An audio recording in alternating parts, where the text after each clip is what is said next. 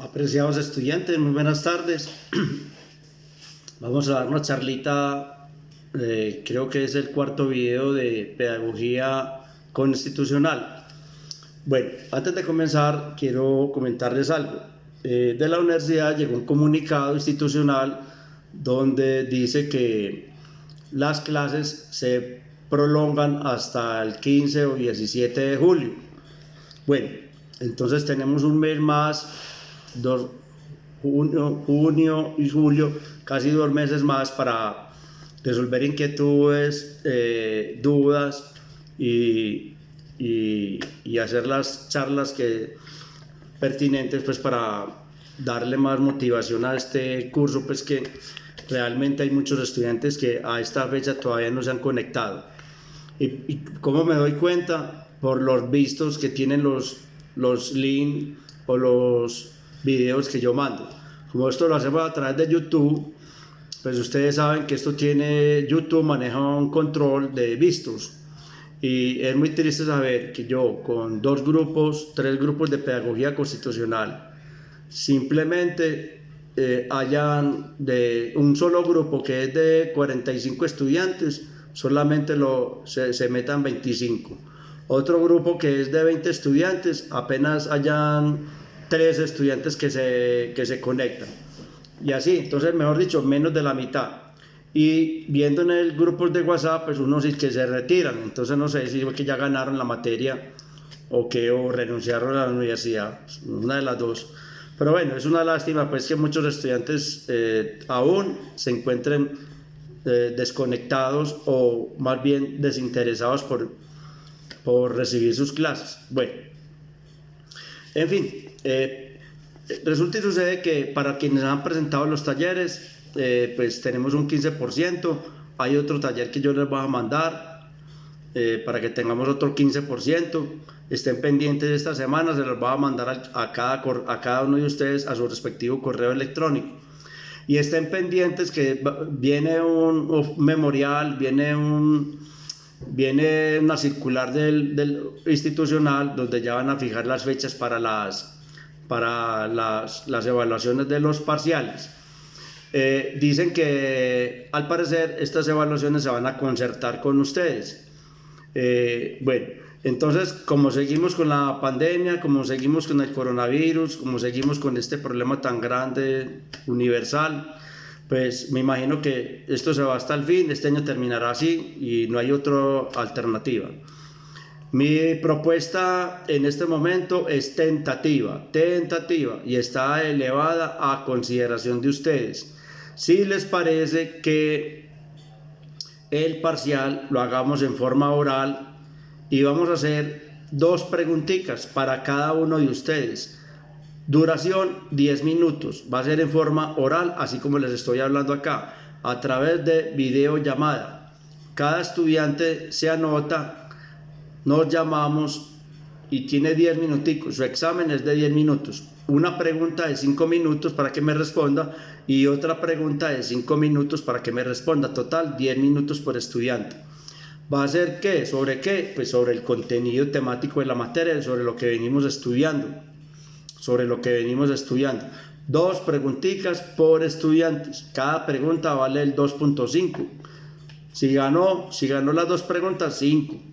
Bueno, recuerde que una vez se haga esta evaluación, estas notas se suben al sistema y el que se quedó, el que no estaba conectado, de malas. Porque esto quedará elevado al sistema, eso no tiene reversa para corregir notas ni devolver nada. Ya le tocará arreglar su nota, es con la coordinación académica. Bueno, para los que hicieron el taller, les recuerdo que solamente tienen notas los que hicieron el taller, los nombres de quienes firmaron en su taller. Bueno, quedó pendiente unas dudas que tenían muy grandes, de que no entendían, que no sabían y no entendían sobre la última clase donde hablamos de las formas de organización administrativa. Entonces yo les dije a ustedes, les mandé una notica diciéndoles que entonces me dijeran cuáles son las dudas, que me mandaran una lista, porque es que tenemos 3 grupos de pedagogía constitucional. y todos son de distintas carreras. Entonces aquí es un problema muy grande. Entonces les mandé a decir a ustedes que me dijeran cuáles eran las dudas, cuáles eran las inquietudes, en qué tipos de preguntas o en qué parte de las lecturas o de lo que habían estudiado no entendieron, y entonces yo les explicaba sobre eso. Bueno, al parecer como que después de eso, oh sorpresa, como que todos entendieron, porque nadie me volvió a preguntar nada. Volví a reforzar la pregunta diciéndoles que estoy en espera de que me dijeran entonces cuáles son las dudas. Entonces nadie me contestó qué es lo que no entendió, de lo que estudió que no entendió, de lo que escuchó en el video que pues mejor dicho, no entendió. ¿Qué no entendió? Dígame pues. Esta es la hora pues que no sé nada de ustedes. Entonces hay un dicho en el derecho, que el que calla otorga. Esto quiere decir que todos aprendieron, todos entendieron y no hay preguntas, entonces sigamos para adelante. Bueno, resulta y sucede que pongan mucho cuidado, porque si la universidad me aprueba el examen en forma oral, 2 preguntas orales con una duración de 10 minutos por estudiante, 2 preguntas voy a hacer sobre esto, y entonces aquí ya no hay, muchachos, han tenido mucho tiempo, más que suficiente. Esta cuarentena pues en la casa, a mí ya no hay, pues, es imposible creer que un estudiante me diga que no tiene tiempo de estudiar ni nada. Bueno, dejemos eso por este lado. Por otro lado, una propuesta, si les parece, de conectarnos por videollamada o por Skype, ya la semana entrante, pues nosotros tenemos clases son los sábados de 12 a 2 y de 4 a 6. Entonces, por favor, si nos conectamos, no el sábado, porque hay unos estudiantes que el sábado están en videos, hay otros que también tienen problemas para la comunicación. Entonces, si les parece, cualquier día de la semana, de lunes a viernes, cualquier hora, bien sea en la mañana, después de las 8 de la mañana, o a mediodía, o antes de las 6 de la tarde, cualquier día de la semana, antes de las 6 de la tarde, no después, nos conectamos una horita y le damos una horita, una clasecita semanal de una horita, si les parece, charlitas, y ahí sí tengan, por favor, si les parece, tengan todas las preguntas y todas las inquietudes de las dudas de lo que vengamos estudiando, si les parece. Bueno, por el momento, con estos videos ustedes tienen la facilidad pues, de conectarse o de escucharlos a la hora que les quede fácil. Pues yo no les exijo pues una hora determinada para esto. Lo importante es que usted le haga seguimiento a estos videos. Por favor, le haga seguimiento a estos videos. Bueno, dudas, quejas, reclamos, sugerencias, con mucho gusto las recibiré. Bueno, si me las mandan ahorita, pues no les puedo contestar ya, porque ya enseguida, después de ustedes, me conecto con otro grupo de derecho laboral, y mañana en la mañana estoy conectado con otro grupo de derecho administrativo. Ya a ustedes los estaré contestando, entonces ya a partir del lunes en la mañana les estaré contestando las sugerencias y dudas. Por el momento vamos a dar una explicacióncita, que me parece que ustedes no entendieron lo de las formas de organización administrativa, aquellas que están en el artículo 209 al 211 de la Constitución Nacional. Y es muy sencillo, muchachos, vuelvo y les digo, cualquier duda que tengan, me la preguntan a mí o la consultan en YouTube, que hay muchos videos de profesores, de especialistas en Derecho Constitucional y en Derecho Administrativo, de la Escuela Superior de Administración Pública, que yo les mandé a ustedes un link de un profesor que explica muy clarito. Es sino que ustedes le pregunten, explicación de las formas de organización administrativa en Colombia, y ahí va a encontrar mucho. ¿Qué es la centralización política? ¿Qué es la descentralización administrativa? ¿Qué es la desconcentración? Bueno, si les pregunta así, con fundamento en el artículo 209, 210 y 211 de la Constitución, créanme que van a encontrar mucha información. O me la preguntan a mí, que no hay ningún problema, yo soy su profesor. Bueno, pero de esto pues no quiero que se vayan a varar. Bueno, voy a volver a repasar las formas de organización administrativa en Colombia. Existen 2, la centralización política, cuando yo digo centralización, esto viene del poder central, que lo encontramos nosotros en Bogotá, poder central en Bogotá, ya es donde están todos los poderes de las ramas del poder público, ¿cierto? Los poderes de la rama legislativa, los poderes de la rama ejecutiva y los poderes de la rama judicial o jurisdiccional. Bueno, ya sabemos qué son las ramas del poder público, está muy bien explicado, más un video que les mandé de un profesor de la ISAP, más que explicadito, pues. Bueno, además tienen su constitución para que se metan ahí, ahí están las ramas del poder público, las funciones detalladas de cada uno de ellos, es de lectura, es de tener un poquito de interés y de lectura.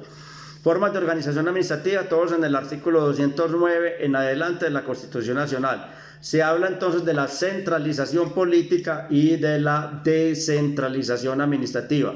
Recuerden que lo único que tiene el Estado descentralizado territorialmente es la parte administrativa, Lo demás todo estará centralizado en un poder único, volitivo, un poder unitario, en un Estado simple unitario llamado poder central, que es el gobierno, que es la administración, bajo una misma constitución, bajo una misma ley.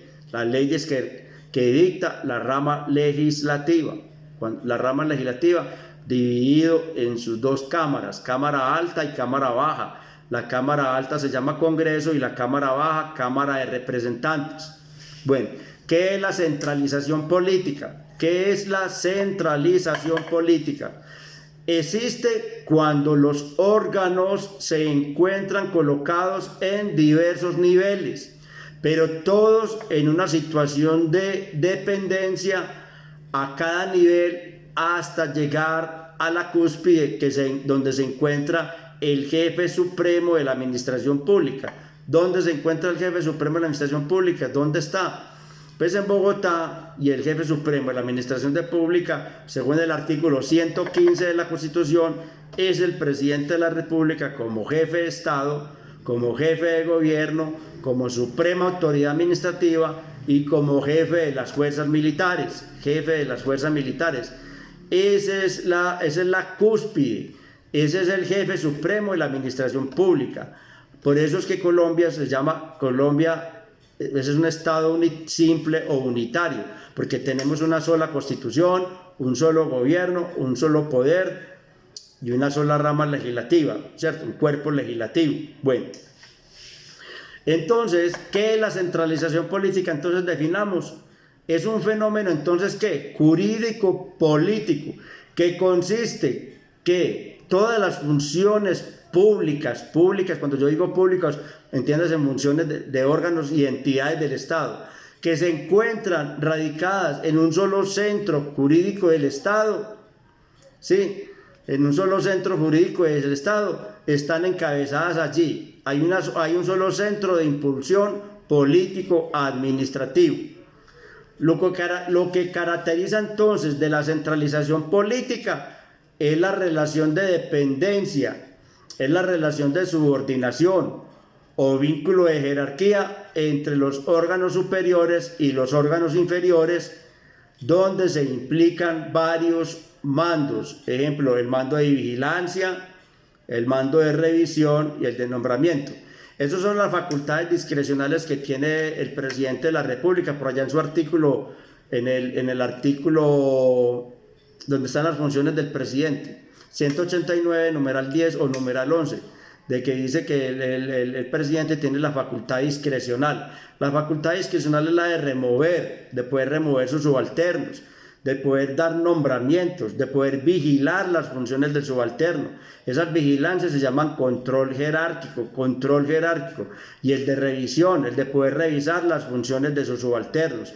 ¿Cuáles son los subalternos del presidente como ejecutivo? Pues los subalternos son todos los superintendentes, los subalternos son todos los ministros, los subalternos son todos los directores de los departamentos administrativos, los subalternos son todos los directores de los establecimientos públicos, y así sucesivamente. Bueno, Entonces, ¿qué es la centralización política? Es un fenómeno jurídico político que consiste en que todas las funciones públicas que se encuentran radicadas en un solo centro jurídico del Estado se encuentran radicadas en un solo centro jurídico del Estado. O sea que lo que caracteriza de esto es la relación de dependencia, de subordinación y el vínculo de relación de los superiores con los inferiores, ¿cierto? Hay una estrecha relación de subordinación y de dependencia entre los vínculos superiores y los inferiores.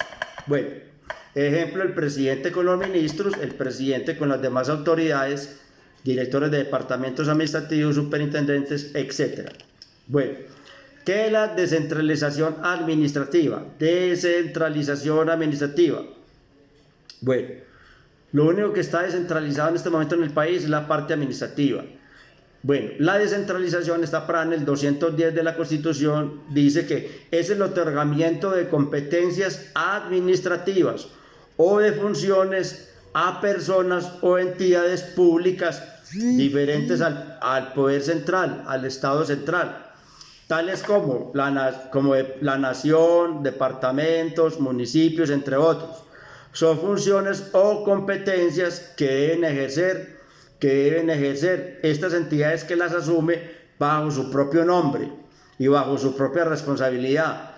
Entonces aquí, cuando el Estado, cuando el poder central, ejemplo, cuando el poder central, el presidente, los ministros, delegan competencias suyas, competencias públicas suyas, delegan a otras entidades descentralizadas administrativamente, descentralizadas territorialmente, delega funciones suyas, de ellas se las entrega a otras entidades jurídicas públicas distintas a esta, las entrega. ¿Quién las asume?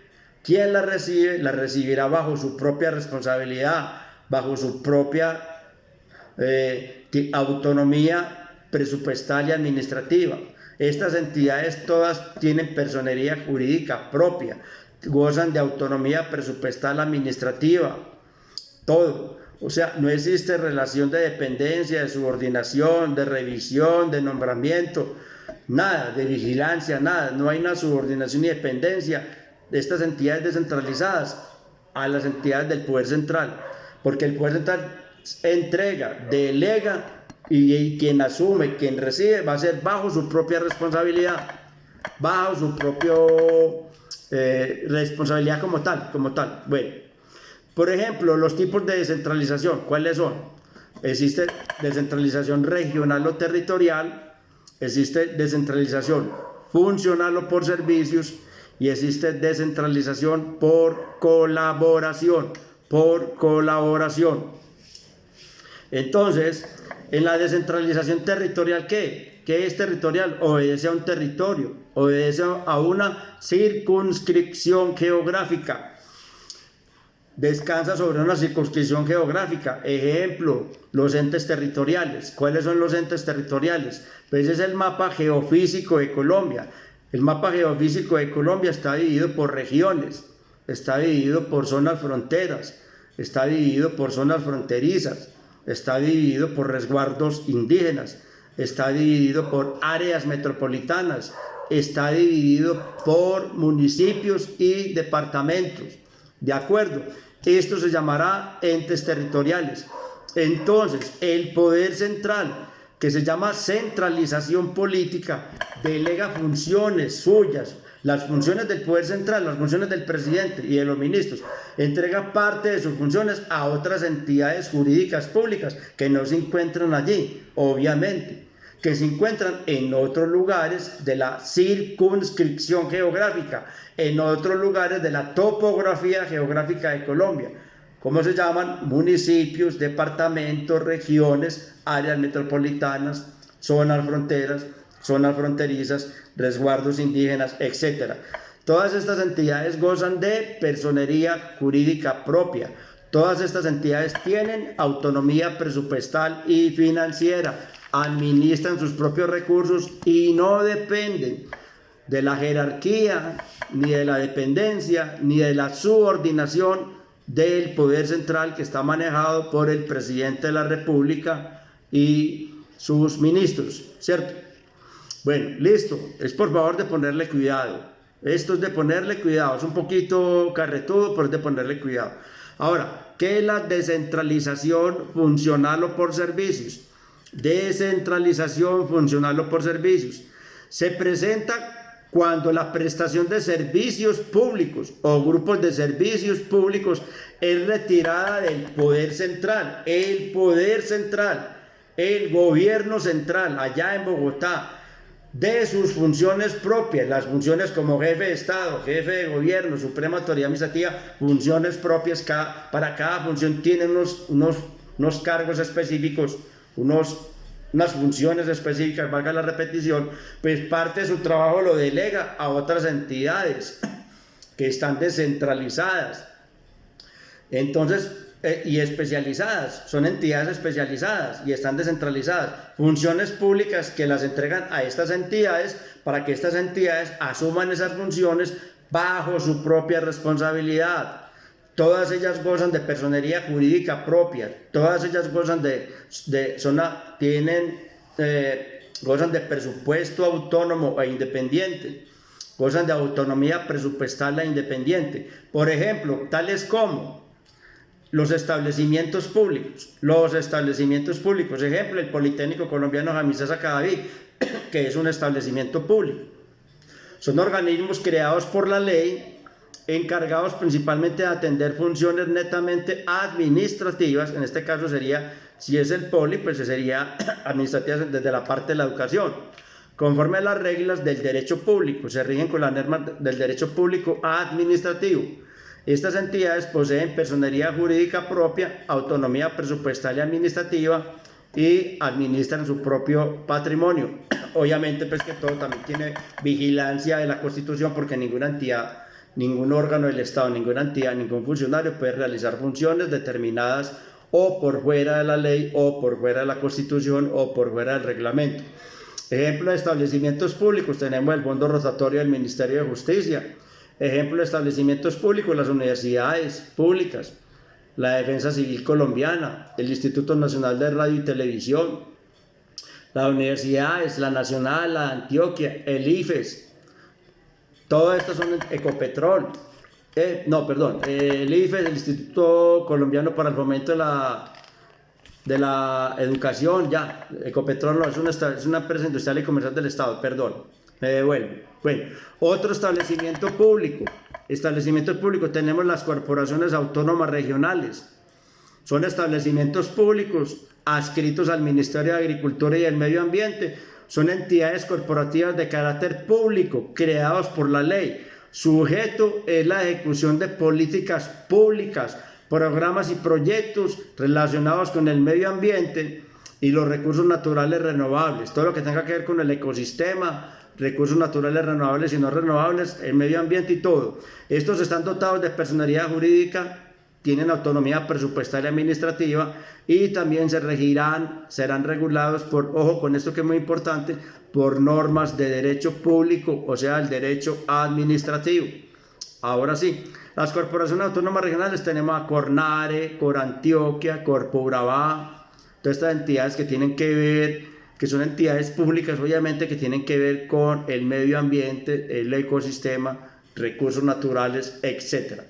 Las empresas industriales y comerciales del Estado también son organismos creados por la ley que desarrollan actividades de naturaleza industrial y comercial, como su nombre lo dice, y estas se regirán ¿por qué? Por normas de derecho privado, el derecho privado, que es el derecho civil, el derecho de las gentes, el derecho de los particulares. Goza de personería jurídica, tiene autonomía presupuestal y administrativa. Las empresas industriales y comerciales del Estado, ahora sí, había dicho mal ahora, Ecopetrol, Carbocol, la empresa de aviación Satena, la fábrica de licores de Antioquia, recuerden ustedes que son entidades industriales y comerciales del Estado. Estas se regirán ya por normas del derecho privado, porque mire que tienen que tener relaciones con particulares, con empresas particulares, entonces es el derecho privado el que lo regula a ellos para realizar actividades comerciales o mercantiles, también se regula por normas del derecho comercial. Bueno, las sociedades de economía mixta. Las sociedades de economía mixta Aquí es cuando el Estado posee más del 90% del capital social, más del 90% del capital social. Entonces, el 10%, ¿quién lo tiene? El 10% está conformado por empresas privadas, del sector privado, ¿sí? Entonces, la sociedad de economía mixta, aquí se presenta cuando el Estado posee más del 90% del capital social. El otro 10% lo van a tener entidades de carácter privado, entonces forman sociedades de economía mixta. Mixta quiere decir que hay intereses, capital público y hay capital privado, público del Estado, privado de los particulares, ¿cierto? Entonces, estos se regirán por normas del derecho privado. Tenemos de las sociedades de economía mixta el banco que ya se acabó, el banco ganadero, otro banco que ya se acabó, que es el central hipotecario, otro banco que ya en este momento, pues, Banco Caja Social. Son entidades que ya tienden a desaparecer, ya son más privadas que públicas. Bueno, y por último tenemos los tipos de descentralización. Tenemos la descentralización por colaboración. Recordemos que hay 3 descentralizaciones, ¿cierto? La administrativa, ¿cierto? Descentralizaciones administrativas. Tenemos la regional o territorial, que esto obedece a territorios; funcional o por servicios, la que les acabo de leer o les acabo de dictar; y la por colaboración, descentralización por colaboración. Aquí se presenta al contrario de la anterior. Aquí es donde el Estado posee menos del 90% del capital social. O sea que el capital social viene a ser más privado que público. Los aportes del capital de estas empresas descentralizadas por colaboración tiene más aporte de capital privado que público.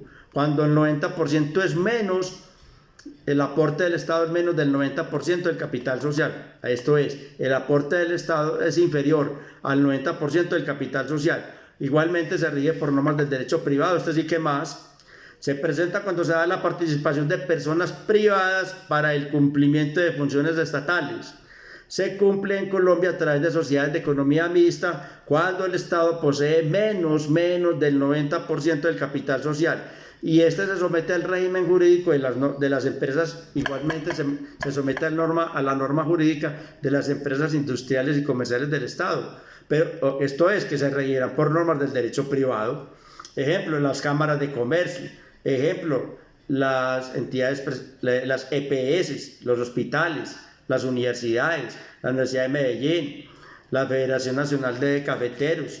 Todas estas entidades, Cámara de Comercio, notarías, son entidades que es más compuesta que el capital social es más privado que público, ¿cierto? Se llama descentralización por colaboración. Es donde el aporte del Estado es menos del 90% del capital social. No olvidar. Entonces aquí el capital, ¿cuál es? Está conformado ¿por qué? Por más capital privado que público. El aporte de estas empresas es más privado que público. ¿Listo? Bueno. No creo pues que esto no lo estén entendiendo. Si no lo están entendiendo es porque no le están prestando atención y tampoco han leído. Bueno, ahora ¿qué es la desconcentración? Desconcentración es como decir desconcentrarse, pero no quiere decir esto en derecho administrativo. La desconcentración está en el artículo 209 al 211. Bueno, desconcentrar. Aquí ¿qué se busca en la desconcentración? Que el poder central, el mismo poder central, ellos ya no en forma descentralizada, descartemos la palabra descentralizada aquí en este concepto. El poder central político, ellos mismos buscan descongestionarse. Es descongestionar las funciones del poder central. Entre ellos mismos se descongestionan. Bueno, es una técnica de organización que consiste en que el poder central delega importantes poderes de decisión en agentes de ellos mismos, del mismo poder central, que todos se pueden encontrar o no en distintas circunscripciones del país. Circunscripciones quiere decir territorio o regiones, que se pueden encontrar o no en distintas circunscripciones del país, en distintas circunscripciones administrativas. Bueno, pero todos bajo una misma persona jurídica, todos sometidos a una misma persona jurídica que se llama poder central, y todos sometidos a una subordinación, a una vigilancia, a un mando. ¿sí? Hay una estrecha relación y jerarquía de subordinación entre los órganos superiores y los órganos inferiores. Son ellos mismos los que delegan funciones a ellos mismos, que pueden estar por fuera de Bogotá o no. O sea, cuando están por fuera me refiero a distintas circunscripciones administrativas y geográficas. Bueno, la desconcentración se diferencia entonces de la descentralización porque la descentralización surge una nueva persona jurídica. Recuerden que todas tienen personalidad jurídica distinta. Surge una nueva persona jurídica de derecho público y consecuencialmente en la descentralización se rompe el vínculo de jerarquía y subordinación. La descentralización tiene fines políticos en cuanto evita la acumulación de poder, o sea que todo que es acumulado allá en el poder central ya en Bogotá, y de técnica administrativa. En la desconcentración, las funciones son encomendadas a un agente del poder central, a otro agente del poder central. Y aquí no surge nueva persona jurídica porque todos están sometidos a una sola y a una misma persona jurídica llamada poder central, ¿sí? Y donde existe una estrecha relación de vínculo de jerarquía y subordinación entre órganos superiores y órganos inferiores. Entonces, pilas pues, o con la desconcentración es la misma carreta, viene o se complementa más bien lo que es complementa lo que es la centralización política. La centralización política es la misma centralización, pero que ya entrega funciones a agentes suyos, que físicamente se pueden desplazar o quedarse en Bogotá todos.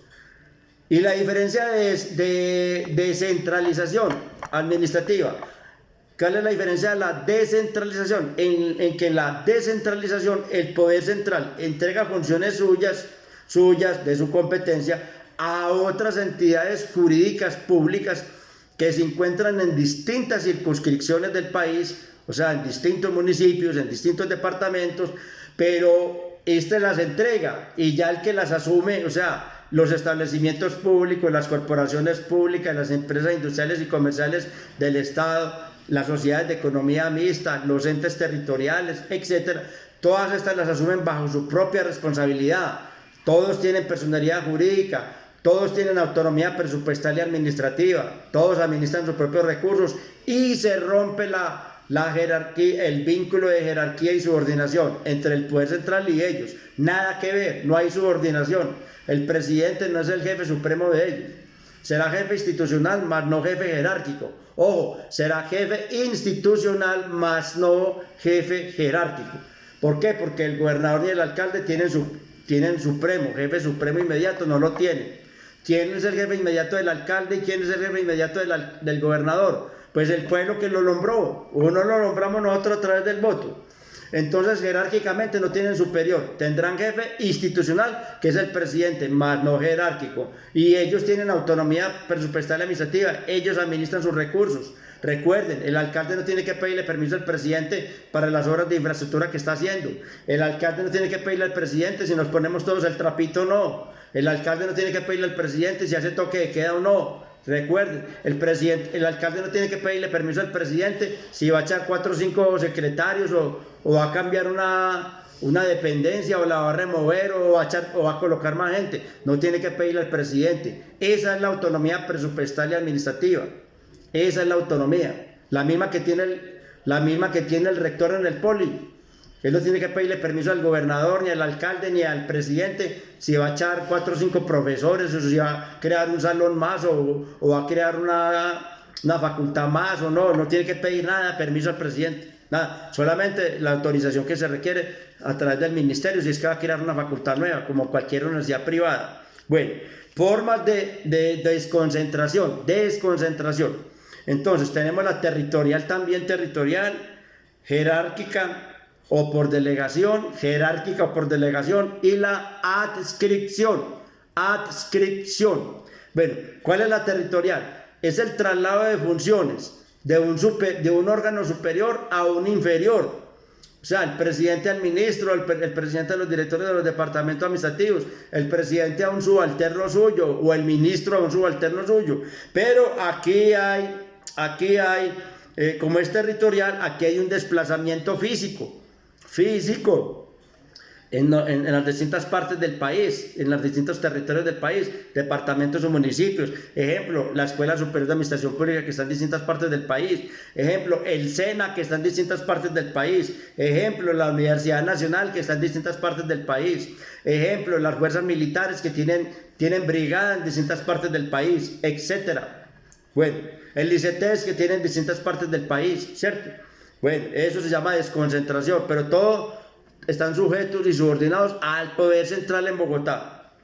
La jerárquica o por delegación es el traslado de funciones de un órgano superior a un inferior, pero que aquí no hay desplazamiento físico, se quedan en Bogotá. Por ejemplo, cuando el presidente delega funciones a sus ministros y los ministros asumen las funciones del presidente, sí, bajo la misma responsabilidad del poder central, sí, bajo una sola personería jurídica, sí. Hay dependencia y subordinación, claro, es que el presidente es el jefe de ellos, jefe directo, pero se fueron, no se fueron, allá quedaron todos en Bogotá, allá quedaron todos distribuyéndose la torta, bueno, en Bogotá están todos.